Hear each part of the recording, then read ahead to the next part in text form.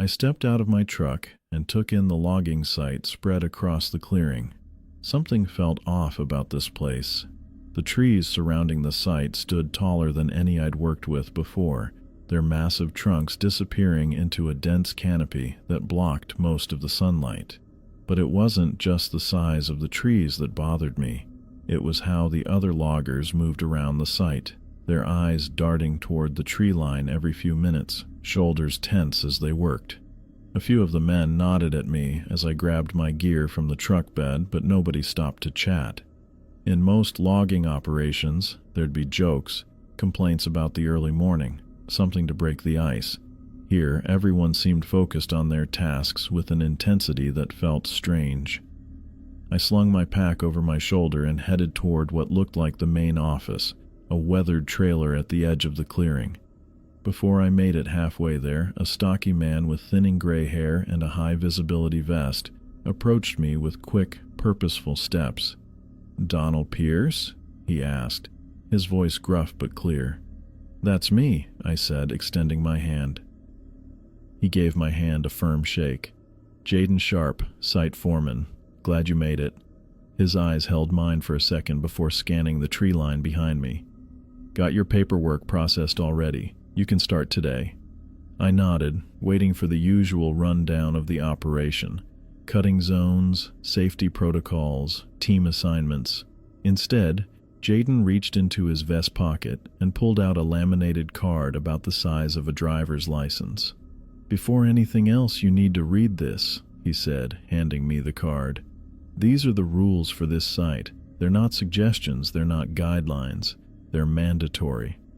I took the card, expecting the standard safety regulations I'd seen at dozens of logging sites over the years. "These rules are for your survival," Jaden added, his voice dropping slightly. "Everyone follows them. No exceptions." I looked down at the laminated card. It listed 5 rules in bold black text. 1.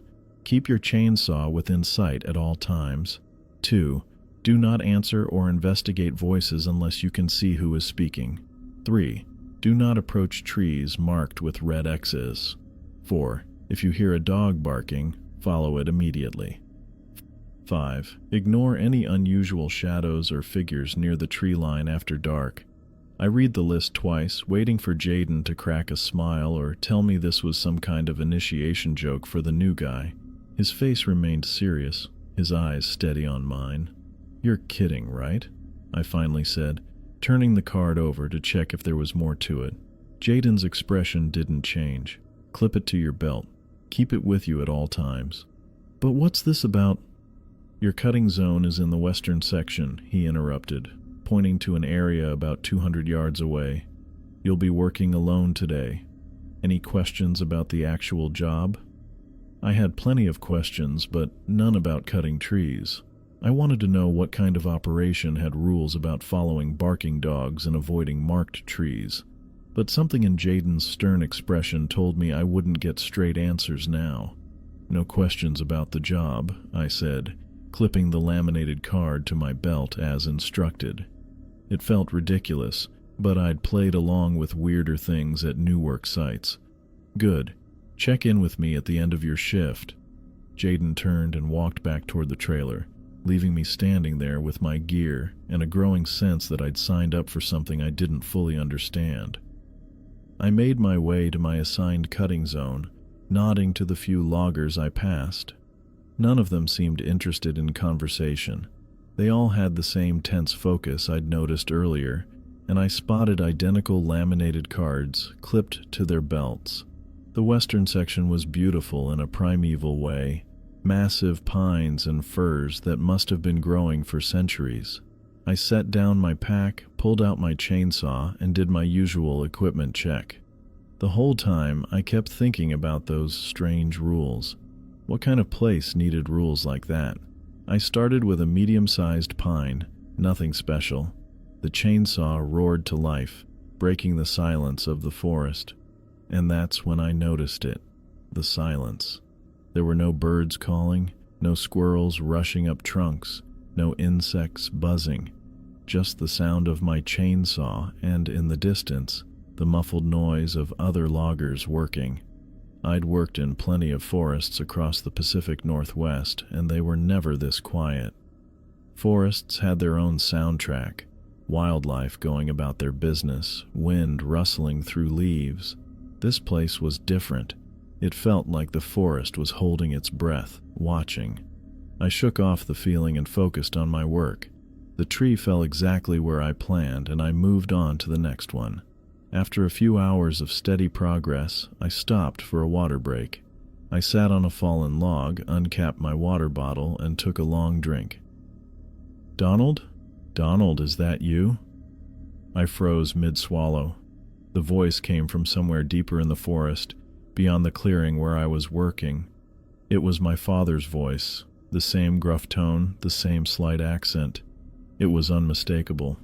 "Donald, I need your help. Can you come here?"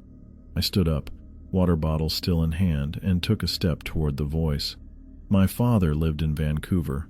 What would he be doing out here in the middle of nowhere? It didn't make sense, but that was definitely his voice.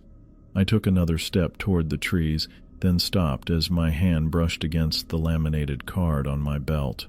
Rule number 2. Do not answer or investigate voices unless you can see who is speaking. "Dad?" I called out, scanning the trees. "Where are you?" "Just a little further in," my father's voice answered. "I'm stuck. I need help."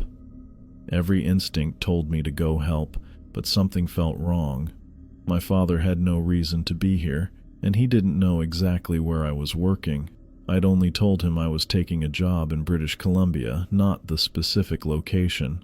I backed up until I bumped into my chainsaw, which I'd left propped against the log. The solid feel of the machine grounded me somehow. "Show yourself," I called out, my voice steadier than I felt. "Come out where I can see you." There was no response, just silence. After a minute, I called again. "Dad, are you there?" Nothing. The voice had stopped completely. I picked up my chainsaw and started it, the familiar noise providing some comfort in the unnatural quiet. My hands were shaking so badly I had to grip the saw tighter than usual to steady it. What the hell was happening in these woods? That was my father's voice. I'd stake my life on it, but my father wasn't here, couldn't be here, which meant something else had called to me using his voice, trying to lure me deeper into the forest. I glanced down at the laminated card again, reading through all 5 rules with new eyes.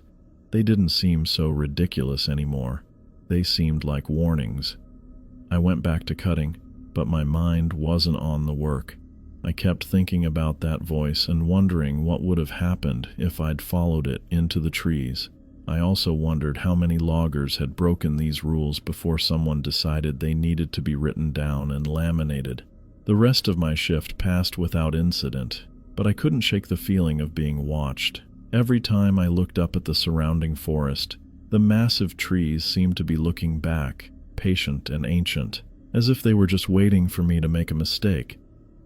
I spotted Marvin Hall moving toward a towering pine tree with a red X painted on its trunk.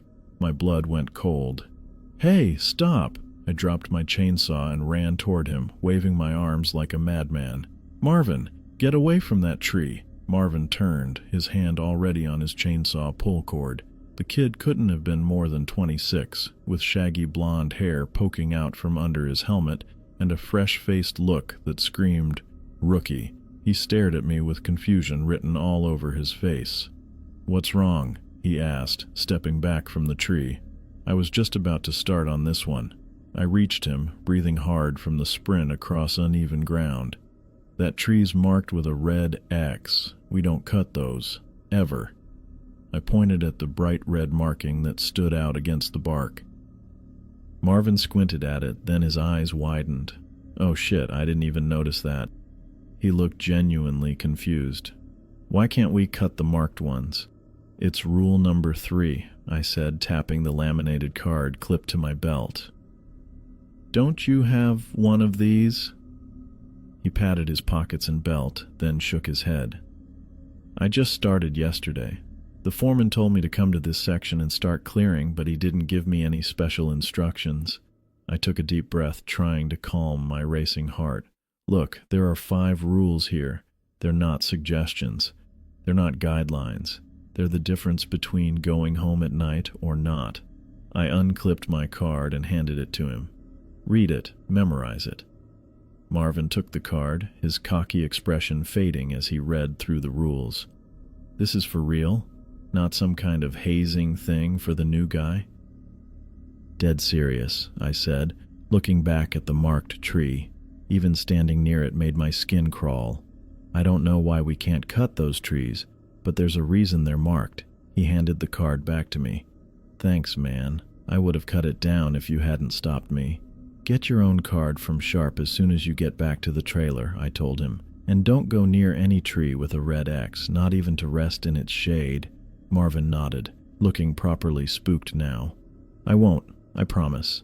I clipped my card back to my belt and headed back to my equipment, feeling the weight of the rules even more heavily now. Whatever was happening in this forest, it wasn't just affecting me. The rules were keeping all of us safe from something none of us understood. The next morning, I was cutting in the eastern section, a good half-mile from where I'd been working the day before. The trees were older here, with thicker trunks and higher canopies that blocked out most of the sunlight. I'd been working steadily for about 3 hours, the familiar rhythm of cutting and clearing, helping me forget the strangeness of this place. A bark cut through the drone of my chainsaw. I killed the engine, the sudden silence almost as startling as the sound that had interrupted my work. Standing about 20 yards away was a medium-sized brown dog, some kind of mutt with pointed ears and a sturdy build. It barked again, more aggressively this time, its whole body tense as it stared at me. Rule 4 flashed in my mind. Follow any barking dog immediately. "You've got to be kidding me," I muttered, but I set down my chainsaw. The dog barked again, then turned and trotted a few steps into the trees before looking back at me expectantly. I hesitated. Following a random dog into the forest seemed ridiculous, even with the rule card telling me to do it. But after yesterday with Marvin and the marked tree, I wasn't taking any chances.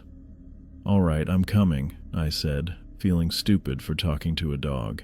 The animal led me deeper into the forest, away from my work site.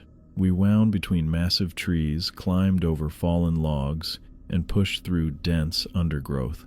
The dog stayed just far enough ahead that I couldn't catch up, but close enough that I could follow. It moved with purpose, like it knew exactly where it was going. After about 20 minutes of this strange journey, I was sweating and irritated. "Where the hell are you taking me?" I called out. The dog stopped suddenly in a small clearing and barked, its eyes fixed on something above us. It barked again, more urgently. I looked up. Directly overhead, a massive oak tree leaned at a dangerous angle. Its trunk was rotted through near the base, with only a thin strip of living wood still connecting it to its roots. The whole thing looked ready to come down at any moment, and I realized with a sickening clarity that it was positioned directly above the area where I'd been working. Holy sh! A loud crack split the air as the last bit of healthy wood gave way. The enormous tree came crashing down with a thunderous roar, branches snapping and leaves rustling as it fell. The ground shook when it hit. Right where I'd been working, right where my equipment was. I stood frozen, staring at the fallen giant. If I'd been there, if I'd ignored the dog, when I turned to look at the animal, it was already trotting away, disappearing between the trees without a backward glance. I wanted to call out, to thank it somehow, but the words stuck in my throat. I made my way back to my work site, taking a different route than we'd come. When I reached the clearing, I found my chainsaw and gear completely crushed under the massive trunk of the oak. There was no way I could have survived if I'd been standing there. The dog had saved my life. Somehow, it had known the tree was going to fall.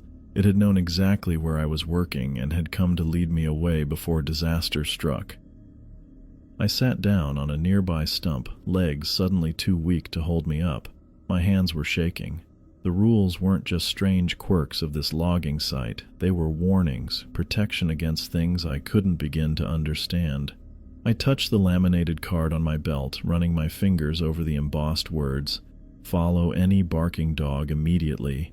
That rule had just saved my life, and I couldn't help wondering how many other loggers had been saved, or not saved, by these 5 simple rules.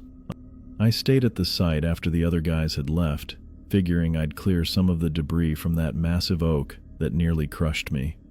The sun was sinking fast behind the tree line, painting long shadows across the clearing where my gear lay destroyed. Working alone felt different than during daylight hours, with the sounds of other chainsaws in the distance. I hauled pieces of splintered branches to my truck, tossing them into the bed with a hollow thunk that echoed too loudly in the quiet forest. The work kept my mind busy, stopped me from thinking too much about how close I'd come to being flattened. As darkness crept in, I clicked on my headlamp and the beam cut through the growing gloom. That's when I remembered the 5th rule on my card. Ignore unusual shadows or figures near the tree line after dark. At the time I'd first read it, that rule had seemed the most absurd. Now, with twilight deepening around me and the forest growing denser with shadows, it made my skin prickle. I grabbed another armful of broken wood, my boots crunching on scattered bark as I walked to my truck. The night air felt heavier somehow, pressing against me as I worked. I was about halfway through clearing the smaller debris when something at the edge of my vision made me pause. There, at the forest edge where my headlamp couldn't quite reach, stood something between 2 tall pines. At first I thought it was just another tree trunk, but then I realized it was moving slightly. A figure, tall and dark, but wrong somehow. Too thin, too stretched to be human. Its proportions were all off, like someone had taken a person and pulled them like taffy. I swallowed hard, my throat suddenly dry. The laminated card seemed to burn against my hip where it was clipped. Rule 5. Rule 5. Don't look directly at it. Don't acknowledge it. I bent down and grabbed more wood, forcing my eyes to focus on my task. The figure began to move, stepping out from between the trees with a gait that made my stomach turn. Its limbs bent at angles that weren't possible, like joints working backward, or in directions human joints don't go. Each movement was jerky but fluid at the same time, like stop-motion animation brought to life. My hands shook as I loaded wood into the truck bed. I could track the thing in my peripheral vision as it came closer, moving with that horrible wrong-angled walk. I counted my breaths to stay calm. In for 4, out for 4. Focus on the work. Just focus on the work. The air around me changed as it approached. The temperature dropped so suddenly that my next breath came out as a visible puff of vapor. It had been a mild night, but now frost seemed to form on the edges of the wood I was handling. My fingers grew stiff with cold. I heard it before I felt it. Footsteps behind me, but not normal footsteps. They sounded like branches snapping, one after another in a slow rhythm. Snap, pause, snap, pause, getting closer with each break. Every instinct screamed for me to turn around to face whatever was making that sound. The urge was almost overwhelming, like fighting the need to blink or breathe. I gripped a piece of wood so hard that splinters dug into my palm, using the small pane to anchor myself.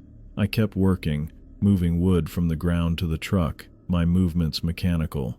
The snapping sounds came from directly behind me now, so close I could feel something, like cold breath on the back of my neck. Not breathing, exactly, but a disturbance in the air that made the small hairs there stand up.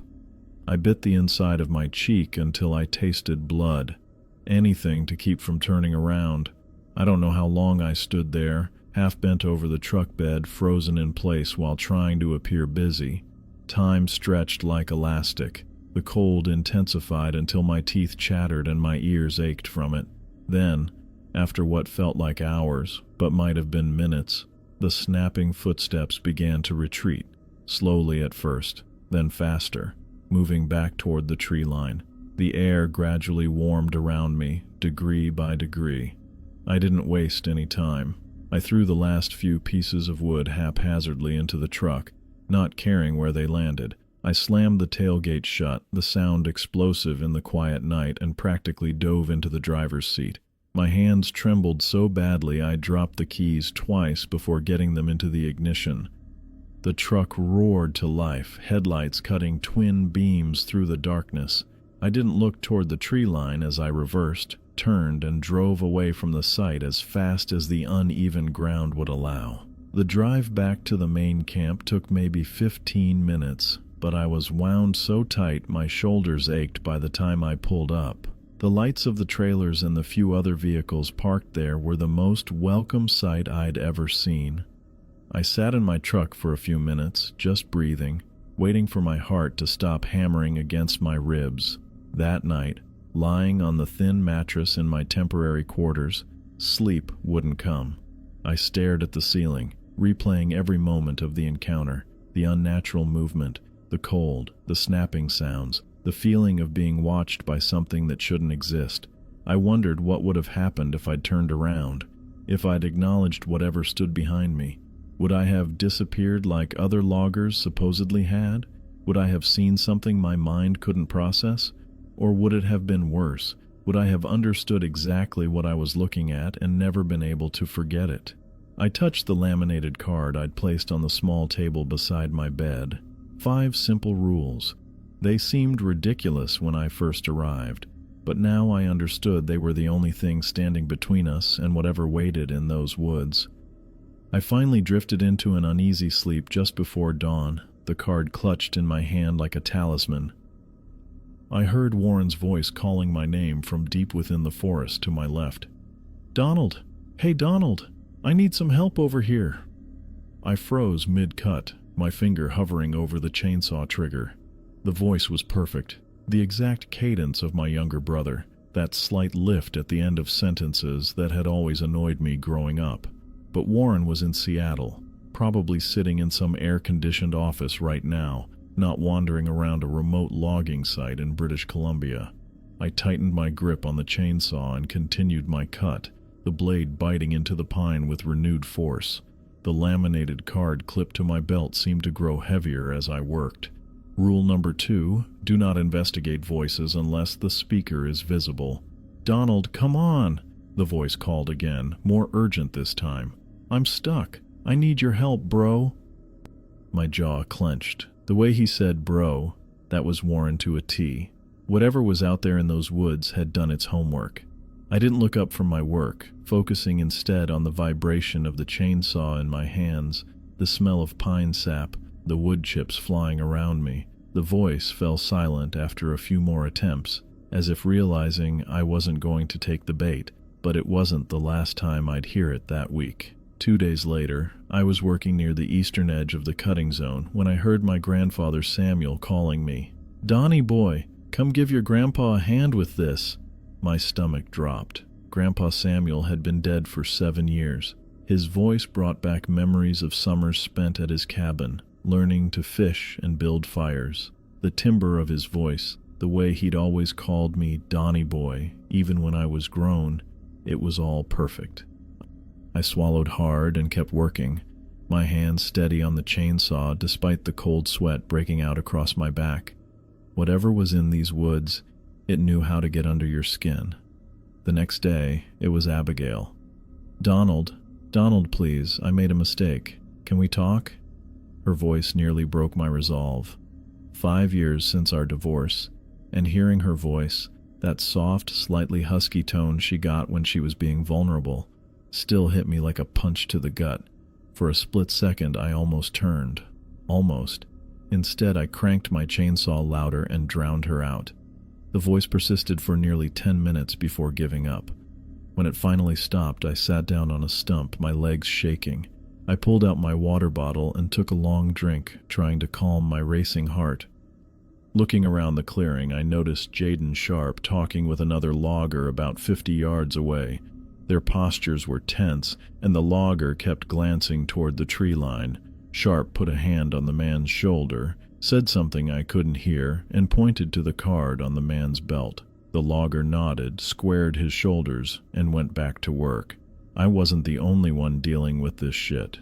During lunch the next day, I approached Sharp as he sat alone on the steps of the trailer, eating a sandwich. "The voices," I said without preamble. "They're happening to everyone, aren't they?" Sharp chewed slowly, swallowed, then looked up at me. "You following the rules, Pierce?" "Yes, but I want to know what I'm dealing with here." He sighed, setting his sandwich down. "We lost 3 guys last month, good workers too." "Lost how?" "Not dead, if that's what you're asking. Just quit." He looked out at the forest. August Nguyen broke Rule 1, left his saw for 5 minutes to take a leak. Came back and it was gone. Found it 50 yards into the forest, propped up against a tree with a red X. I felt a chill that had nothing to do with the temperature. "And the others?" "Randy Gomez heard his kid calling for him. Broke Rule 2. Sharp's face darkened. "Disappeared for 6 hours. Search party couldn't find him. Then he just walked out of the woods at sunset covered in dirt. Couldn't remember a thing. Refused to talk about it. Quit the next day." "And the third?" Sharp just shook his head. "Doesn't matter. Point is, the rules work. You follow them, you go home with a paycheck. You don't." He trailed off, picked up his sandwich again. "Just stick to the rules, Pierce." I nodded and walked back to my section, the weight of the card on my belt a constant reminder of what was at stake. During my 3rd week on the job, I was clearing a new section near the western edge of the property. The trees were thinner here, younger, with more underbrush between them. I was making my way through a particularly dense patch when I heard barking. I immediately shut off my chainsaw and turned toward the sound. About 20 yards away stood the same brown mutt that had saved me from the falling oak. It barked again, more urgently this time, and took a few steps deeper into the forest. Rule 4. Follow any barking dog immediately. I set down my chainsaw and followed without hesitation. The dog led me through thick underbrush, occasionally looking back to make sure I was still following. After about 5 minutes of walking, the dog stopped and barked again, looking pointedly at the ground in front of me. I took another step forward and felt the ground shift slightly beneath my boot. Looking down, I realized I was standing at the very edge of a steep ravine that had been completely hidden by the underbrush. One more step, and I would have fallen at least 30 feet onto jagged rocks below. "Jesus," I whispered, taking a careful step back. The dog wagged its tail once, then turned and trotted away into the trees. "Hey, wait," I called after it, but the dog disappeared into the underbrush without looking back. From then on, I kept dog treats in my pocket. Not the cheap kind either. Good quality beef jerky strips that cost me $8 a bag. I figured I owed the animal that much at least. But despite checking the tree line during breaks and calling out occasionally, the dog never showed up when I was looking for it. It was like the rules themselves. You didn't question them, you didn't try to understand them, you just followed them and hoped they kept you alive another day. One morning, I arrived at the site earlier than usual and saw Sharp talking to a new hire near the trailer. The kid looked young, maybe 22, with a nervous energy about him. Sharp was handing him a laminated card identical to mine, speaking in low, serious tones. The kid laughed, then stopped abruptly when he saw Sharp wasn't joking. He clipped the card to his belt with a shaky hand and nodded repeatedly as Sharp continued talking. I watched the exchange from my truck, remembering my own first day, how I'd almost dismissed the rules as some kind of hazing ritual, how quickly I'd learned they were anything but. Later that day, I passed Marvin Hall on my way to a new cutting section. He gave me a solemn nod, touching the laminated card on his belt briefly, a gesture I'd noticed other loggers doing, almost like a talisman, a silent acknowledgement that we were all in this together, all living under the same strange rules, in this place where the normal laws of reality seemed optional at best. As I set up my equipment and prepared for another day of work, I couldn't help but wonder what other rules might exist in other places. What other boundaries separated the world I thought I knew from whatever lurked just beyond the edges of our understanding? I ventured deeper into the forest, counting over 40 trees bearing red X marks. The markings stood out against the bark, bright crimson against the weathered brown and gray. Each one made me slow down, giving them a wide berth as I passed. These weren't random selections. All the marked trees were massive ancient specimens that towered above their neighbors, with trunks so wide it would take 3 or 4 loggers joining hands to encircle them. I stopped near one particularly massive pine, keeping my distance but studying its features. The bark had the deep furrows that only came with centuries of growth. What caught my attention were the scars, not natural ones, but unmistakable chainsaw marks that had healed over with bulging scar tissue. Someone had tried to cut this tree before, maybe years ago, and had either stopped or been stopped. The tree had survived and grown around the wound, sealing it with layers of new growth. Moving closer to another marked tree, I found the same thing, old cutting marks that had healed over. I ran my fingers over the scarred bark, feeling the uneven texture where the wood had regrown. The hair on my arms stood up despite the afternoon warmth. These trees had been attacked and had somehow recovered. Trees don't heal like this, not from chainsaw cuts. They die or remain damaged. But these had grown new tissue over the wounds. I backed away, keeping my eyes on the red X. Whatever these trees were, they weren't normal, and the rules existed for good reason. I glanced down at the laminated card still clipped to my belt. Rule 3. Avoid trees marked with red X's. Simple enough, but seeing these scars gave the rule new weight. For the next few days, I kept track of the marked trees in my section, mapping them mentally. They seemed randomly placed throughout the forest, but all shared that same ancient quality, like they belonged to an older forest that had stood here long before the rest. Some had grown so large their lowest branches were 30 feet up, creating cathedral-like spaces beneath their canopies that remained in perpetual shadow. On my final day of the current contract, I worked alone near the original treefall site where the dog had saved me. The stump of my crushed equipment remained visible, a reminder of how close I'd come to being killed. The replacement chainsaw felt heavier in my hands as the afternoon wore on. I'd been cutting smaller trees since morning, clearing a section that Sharp had marked for expansion. As evening approached and the light began to fade, I noticed the first shadow figure appearing at the tree line to my right. I kept working, following Rule 5 faithfully. Then another appeared about 20 yards from the first, and another. I glanced quickly from the corner of my eye and felt my mouth go dry. There were more than I'd ever seen before. Multiple figures standing along the entire edge of the forest, all watching me work. The temperature plummeted around me. One minute I was sweating from exertion, the next I could see my breath clouding in front of my face. Frost began forming on the handle of my chainsaw despite my grip warming the metal. I shut off the saw, the sudden silence heavy and oppressive. The figures remained motionless, their impossible proportions more visible now that there were so many to compare. Some seemed stretched vertically, others had limbs that bent at angles that made my eyes hurt to look at. All were dark, absorbing what little light remained rather than reflecting it. I methodically packed my equipment, moving with deliberate care while never directly acknowledging the watchers. My hands wanted to shake, but I kept them steady through sheer force of will. The truck was parked about 30 yards away, and I began loading my gear, one piece at a time. As I worked, one shadow detached from the group. I heard the distinctive snap pause of its approach. The sound made my skin crawl, but I continued loading my truck, keeping the shadow in my peripheral vision without turning to face it.